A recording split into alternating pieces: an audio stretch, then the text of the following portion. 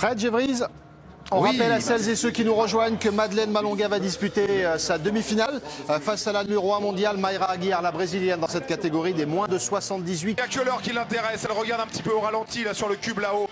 Incroyable Messaoud, franchement. Ah, c'est génial. Franchement, voilà. Vous nous donnez des frissons, Fred Gévrise, encore une fois. C'est exceptionnel.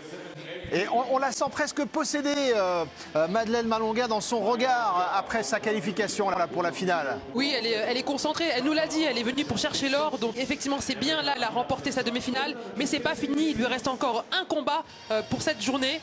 Et c'est bien évidemment, ce sera contre la japonaise. Gévrise, vous étiez un petit peu frustré tout à l'heure parce que vous me dites oh là là, il s'arrête. Bah oui, parce que quand ça va au bout du bout, hein, cet Osotogari, c'est tout simplement fabuleux. On va le revoir au ralenti.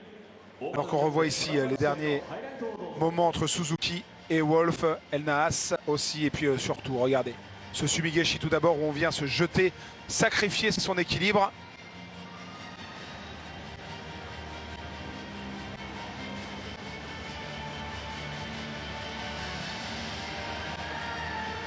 Il passe sous le centre de gravité. Et voilà, projection magnifique, mais surtout le Osotogari, si on le revoit. Ah, peut-être pas sur ce coup-ci, là on va faire un petit coup de... Voilà. 360, bien sûr, Sumigeshi. attention, accrochez vos ceintures. Pour voir le Sumigeshi magnifique de Wolf. Ah, le voilà, le Osotogari. Magnifique.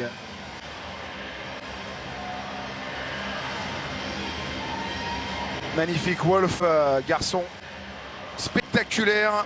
Comme l'était d'ailleurs le judoka Karim Boumedjan qui m'envoie un petit message pour me dire attention Fredo, n'oublie pas, il n'y a pas de médaille japonaise en moins de 70 kg. Et oui, Arai a été battu. Oui, il a été battu dès les premiers tours. Karim, il connaît bien le judo. Et il a raison de le préciser parce que l'objectif annoncé c'est ça l'univers du judo. C'est magnifique. Et la victoire. Et l'entraîneur qui le recentre un petit peu. Hein. Soares, dire que championnat d'Europe par équipe. Le Portugal qui progresse aussi, il n'y a plus de petits pays, il n'y a plus de petits combattants, il n'y a que des femmes et des hommes déterminés à ramener le meilleur, à ramener la médaille d'or, des hommes et des femmes préparés, des hommes et des femmes incroyablement forts depuis aussi l'arrivée de l'IJF et le circuit international qui permet à tout le monde d'être au top du top. Et franchement, ces championnats du monde sont très impressionnants, tous les combattantes et tous les combattants sont au top du top. Et il y en a une qui est au top, c'est Madeleine. Ses filles, et un garçon aussi. Ou deux, mais surtout voilà une belle équipe féminine, un petit peu voilà l'image aujourd'hui de ce qui se passe avec l'équipe de France, hein, des femmes très présentes et puis des garçons qui s'accrochent derrière, et notamment Axel Clerget hein, qu'on salue. Axel, le seul médaillé de cette équipe de France masculine. On voit le contre là sur ces images de Kuka là sur une attaque trop approximative de la Slovène. Kuka, regardez, qui appuie sur le dos ici pour créer un axe de rotation et embarquer son adversaire. Et ensuite derrière, voilà, la clé de bras magnifique, Juji Gatame. Voilà, elle est venue descendre sur le coude. Magnifique. Magnifique Kuka, voilà, qui coule directement hein, sur l'articulation. Et quand Kuka coule là derrière, et bien voilà, il y a cette clé qui permet à la Kosovare de remporter le bronze. Et affectueusement, Gévrise et Fred. Dans le match, il faut oublier la première partie de journée et se focaliser que sur l'adversaire du jour. Et l'adversaire du jour, vous le voyez en haut à gauche de votre écran, Hamada, la japonaise, qui fait partie de l'armada japonaise et qui va tenter bien sûr chez elle.